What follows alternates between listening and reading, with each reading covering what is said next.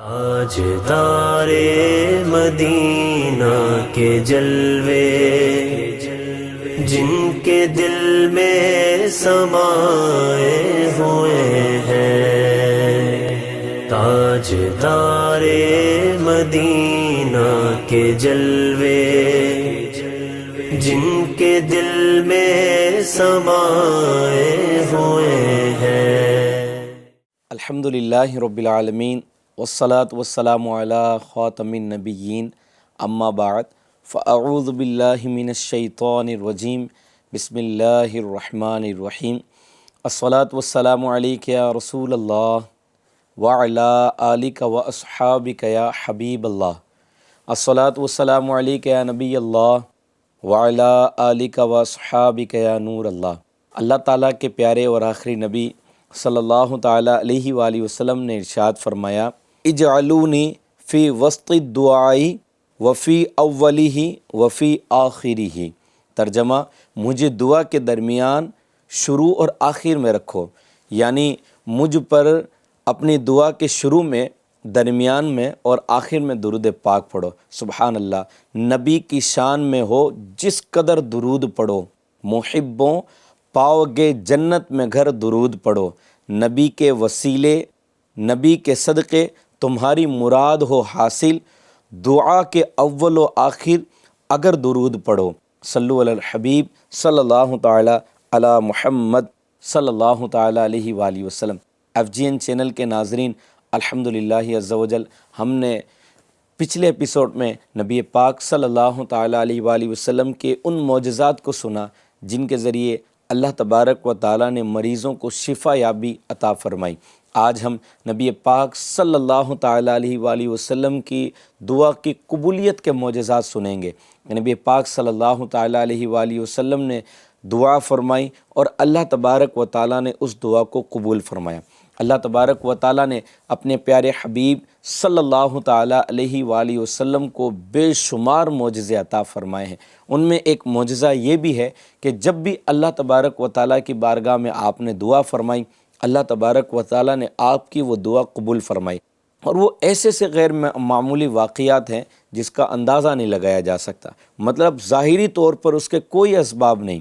ظاہری طور پر اس کے لیے کوئی ایسا ماحول نہیں، ظاہری طور پر اس کے لیے کوئی ایسا انوائرمنٹ نہیں، لیکن نبی پاک صلی اللہ تعالیٰ علیہ وآلہ وسلم نے اللہ تبارک و تعالیٰ کی بارگاہ میں دعا کی، اللہ تبارک و تعالیٰ نے ان کو پورا کر دیا۔ کیسی مصیبتیں دعائے مصطفیٰ صلی اللہ علیہ وسلم کی وجہ سے ٹلی ہیں، آفتیں ٹلی ہیں، بلائیں ٹلی ہیں، تکلیفیں دور ہوئی ہیں، بیماریاں دور ہوئی ہیں، اور اللہ تبارک و تعالیٰ نے نبی پاک صلی اللہ تعالیٰ علیہ وآلہ وسلم کی دعا کی برکت سے کسی کو ایمان کی دولت عطا فرمائی ہے، کبھی نبی پاک صلی اللہ تعالیٰ علیہ وآلہ وسلم کی دعا کی وجہ سے آگ گلزار بنی ہے۔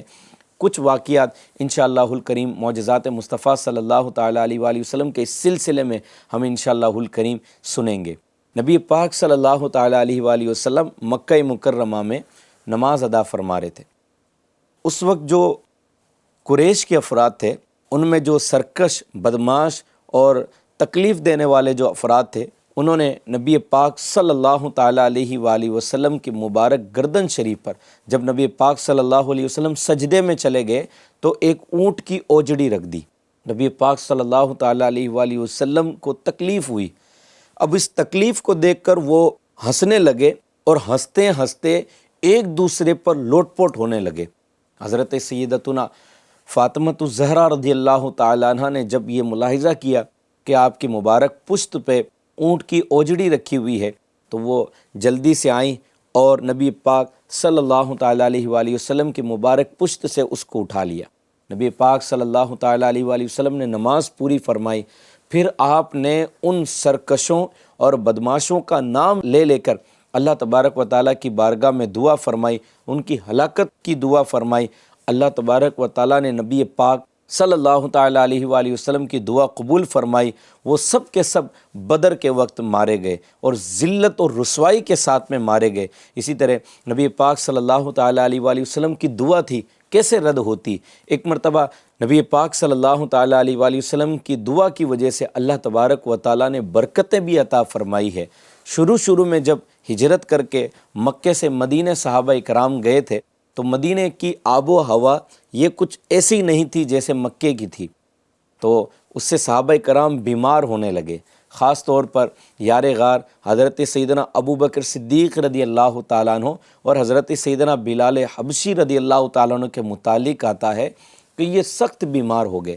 اور بیماری سے کچھ کمزور بھی ہو گئے۔ اب یہ مکہ شریف کو یاد کرتے اور اس کے مکہ شریف کے متعلق اشعار پڑھتے اور رنجیدہ ہوتے، غم ان کے اوپر طاری ہو جاتا۔ اسی طرح دیگر صحابہ کرام بھی مکہ شریف کو یاد کر کر کے رویا کرتے تھے۔ نبی پاک صلی اللہ تعالیٰ علیہ وآلہ وسلم نے جب یہ ملاحظہ فرمایا تو آپ نے اللہ تبارک و تعالیٰ کی بارگاہ میں دعا فرمائی۔ اللہ تبارک و تعالیٰ کی بارگاہ میں آپ نے دعا کی کہ الہی مدینے کو بھی ہمارے لیے ویسا ہی محبوب بنا دے جیسا محبوب مکہ مکرمہ کو بنایا، بلکہ مدینہ شریف کو اور بھی زیادہ محبوب بنا اور ہمارے لیے سع اور مد میں برکت عطا فرما اور مدینے کو ہمارے لیے صحت مند بنا دے اور یہاں کے بخار کو جحفہ میں منتقل فرما۔ نبی پاک صلی اللہ تعالیٰ علیہ وآلہ وسلم کی دعا حرف بہ حرف قبول ہوئی، اور آج بھی دنیا دیکھتی ہے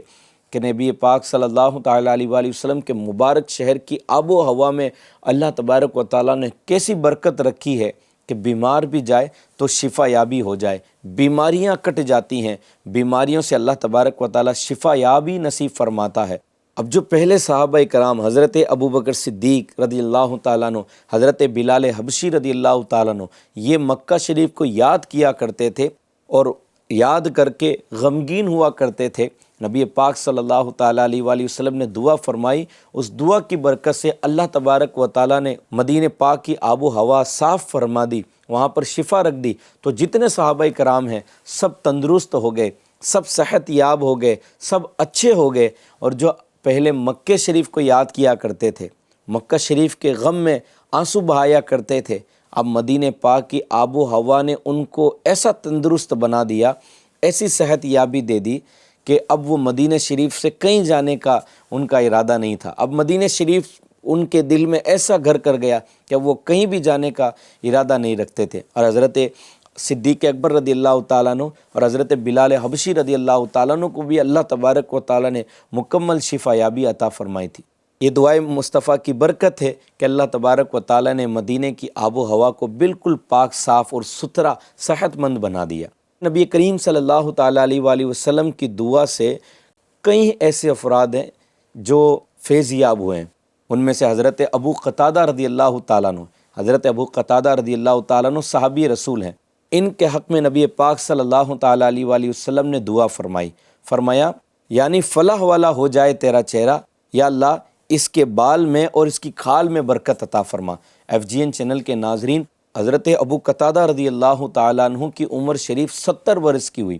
70 برس کی عمر کے اندر بھی آپ کا کوئی بھی بال سفید نہیں ہوا، آپ کی چمڑی ویسی تھی جیسی جوانوں کی تھی، آپ کی چمڑی بھی نہیں مطلب یہ کہ نیچے آئی، یعنی بڑھاپے کی جو آثار نظر آتے ہیں چمڑی پر وہ بھی آپ کے نظر نہ آئے۔ اللہ تبارک و تعالیٰ نے دعائے مصطفیٰ صلی اللہ تعالیٰ علیہ وآلہ وسلم کی برکت سے 70 سال کی عمر میں بھی آپ کو جوانی جیسا چہرہ عطا فرمایا، جوانی جیسی بال عطا فرمائے۔ یقیناً یہ نبی پاک صلی اللہ تعالیٰ علیہ وآلہ وسلم کی دعا کی برکت ہے۔ اسی طرح مشہور واقعہ ہے حضرت فاروق اعظم رضی اللہ تعالیٰ عنہ کا۔ نبی پاک صلی اللہ تعالیٰ علیہ وآلہ وسلم نے حضرت عمر فاروق اعظم رضی اللہ تعالیٰ عنہ کے لیے دعا فرمائی کہ اللہ عمر بن خطاب کے ذریعے اسلام کو طاقت عطا فرما۔ حضرت فاروق اعظم رضی اللہ تعالیٰ عنہ نے پہلے اسلام قبول نہیں کیا تھا، آپ کے متعلق آتا ہے کہ آپ اسلام کے بڑے سخت دشمن تھے، آپ کو خبر دی گئی کہ آپ کی بہن نے اور آپ کی بہنوئی نے اسلام قبول کر لیا، آپ غصے میں تھے اور اپنی بہن اور بہنوئی سے ملنے کے لیے ان کے گھر گئے تو دیکھا کہ اندر سے کچھ عجیب پڑھنے کی آواز آ رہی ہے۔ فاروق اعظم رضی اللہ تعالیٰ عنہ جلال میں گھر میں داخل ہوئے تو حضرت فاروق اعظم رضی اللہ تعالیٰ عنہ کے جلال کی وجہ سے آپ کی بہن نے قرآن کریم کو چھپا دیا، تو حضرت فاروق اعظم رضی اللہ تعالیٰ عنہ نے جب پوچھا تو آپ کی بہن نے مکمل واقعہ اپنے اسلام لانے کا بتا دیا، اور یہ بھی بتا دیا کہ جو ہم تلاوت کر رہے تھے یہ قرآن کریم کی تلاوت تھی۔ جب فاروق اعظم رضی اللہ تعالیٰ عنہ نے قرآن کریم طلب کیا تو آپ کی بہن نے کہا کہ آپ غسل کر لیں، آپ نے غسل کیا اور غسل کرنے کے بعد جب آپ نے قرآن کریم ہاتھ میں لیا تو سورہ طٰہٰ کی آیت کریمہ سامنے تھی، آپ نے اس کو پڑھنا شروع کیا۔ اس آیت کریمہ پر پہنچے، ترجمہ کنز العرفان، بے شک میں ہی اللہ ہوں، میرے سوا کوئی معبود نہیں ہے، تو میری عبادت کر۔ بس اس پر پہنچنا تھا کہ اللہ تبارک و تعالیٰ نے دعائے مصطفیٰ کا اثر ظاہر فرمایا، آپ کا دل نرم پڑ گیا، آپ اپنی بہن کے گھر سے نبی پاک صلی اللہ تعالیٰ علیہ وآلہ وسلم کی بارگاہ میں حاضر ہوئے اور آپ اسلام کے دامن سے وابستہ ہو گئے۔ یہ نبی کریم صلی اللہ تعالیٰ علیہ وآلہ وسلم کی دعا کی برکت تھی کہ اللہ تبارک و تعالیٰ نے آپ کے ذریعے اسلام کو وہ طاقت عطا فرمائی، وہ قوت عطا فرمائی کہ تاریخ میں ایسی مثالیں نہیں ملتی ہے۔ FGN چینل کے ناظرین، کیسا سہانا منظر ہوگا، کوئی اولاد کا طلبگار ہے، وہ بھی نبی پاک صلی اللہ تعالیٰ علیہ وآلہ وسلم کی بارگاہ میں جا کر دعا کرواتا ہے۔ کوئی اولاد کی وجہ سے پریشان ہے تو وہ بھی نبی پاک صلی اللہ تعالیٰ علیہ وآلہ وسلم کی بارگاہ میں جا کر دعا کرواتا ہے، اور کوئی بیماری کی وجہ سے پریشان ہے تو وہ بھی نبی پاک صلی اللہ تعالیٰ علیہ وآلہ وسلم سے دعا کی گزارش کرتا ہے۔ حضرت جریر بن عبداللہ رضی اللہ تعالیٰ عنہ صحابی رسول ہیں، ان کو نبی پاک صلی اللہ تعالیٰ علیہ وآلہ وسلم نے کسی کام کا حکم فرمایا۔ انہوں نے عرض کیا، یا رسول اللہ صلی اللہ تعالیٰ علیہ وآلہ وسلم، میری پیٹھ میں درد ہے اور اس درد کی وجہ سے میں گھوڑے پر بیٹھ نہیں پاتا ہوں، لہٰذا یا رسول اللہ صلی اللہ علیہ وسلم میں اس کام کو کر تو لوں لیکن میرے پیٹھ میں درد ہونے کی وجہ سے میں گھوڑے پر بیٹھ نہیں پا رہا۔ نبی پاک صلی اللہ تعالیٰ علیہ وآلہ وسلم نے ان کے حق میں دعا فرمائی کہ یا اللہ عز و جل جریر کے پیٹھ کا درد ختم فرما اور یہ گھوڑے پر ٹیک لگا کر بیٹھ جائیں۔ نبی پاک صلی اللہ تعالیٰ علیہ وآلہ وسلم کی دعا کا اثر ایسا ہوا کہ حضرت جریر رضی اللہ تعالیٰ عنہ کے درد میں فوراً افاقہ ہوا، آپ کا درد جاتا رہا، آپ کا درد ختم ہو گیا۔ حضرت جریر رضی اللہ تعالیٰ عنہ گھوڑے پر بیٹھے اور نبی پاک صلی اللہ تعالیٰ علیہ وآلہ وسلم کے حکم کے مطابق اس کام کو کر کے دوبارہ نبی پاک صلی اللہ تعالیٰ علیہ وآلہ وسلم کی بارگاہ میں حاضر ہوئے تو نبی پاک صلی اللہ تعالیٰ علیہ وآلہ وسلم نے حضرت جریر رضی اللہ تعالیٰ عنہ کو بے شمار دعاؤں سے نوازا۔ یہ نبی پاک صلی اللہ تعالیٰ علیہ وآلہ وسلم کی دعا کا اثر تھا کہ بیماریاں بھی ختم ہو گئی۔ اللہ تبارک و تعالیٰ نے کیسا نبی پاک صلی اللہ تعالیٰ علیہ وآلہ وسلم کو نوازا، آپ کی دعاؤں میں کیسا اثر تھا کہ جو بھی آتا وہ اپنی مرادوں کو پورا کر کے جاتا۔ سرکار اعلیٰ حضرت رحمۃ اللہ تعالیٰ علیہ کا وہ شعر بھی یاد آتا ہے نا، کون دیتا ہے دینے کو منہ چاہیے، کون دیتا ہے دینے کو منہ چاہیے، دینے والا ہے سچا ہمارا نبی۔ اللہ تبارک و تعالیٰ نبی پاک صلی اللہ تعالیٰ علیہ وآلہ وسلم کے صدقے ہماری بیماریوں کو بھی ختم فرمائے، ہمارے لیے آسانیاں فرمائے، ہماری زندگی میں سکون عطا فرمائے اور ہمارے گھر والوں کی زندگیوں میں اور ہمارے گھروں میں بھی سکون عطا فرمائے۔ آمین بجاہ نبی الکریم علیہ الصلاۃ والتسلیم۔ صلو علی الحبیب صلی اللہ تعالیٰ علی محمد صلی اللہ تعالیٰ علیہ وآلہ وسلم۔ تاجدار مدینہ کے جلوے